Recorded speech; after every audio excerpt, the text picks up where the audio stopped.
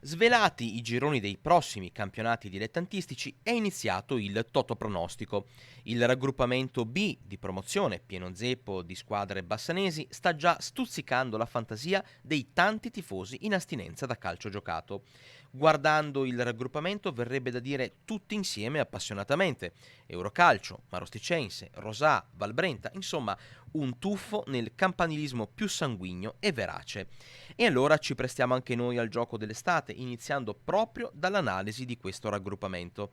L'arrivo in panchina di un vincente come Paolo Beggio e di ben 14 rinforzi fanno della Rocca Altavilla una delle squadre da battere. Subito sotto il cornedo di mister Claudio Clementi. Completa la nostra pole position l'Eurocalcio, reduce da 2 campionati vinti e da una campagna acquisti a dir poco importante. E le sorprese? Sicuramente la Marosticense di Ezio Galerian, così come il Tombolo Vigontina.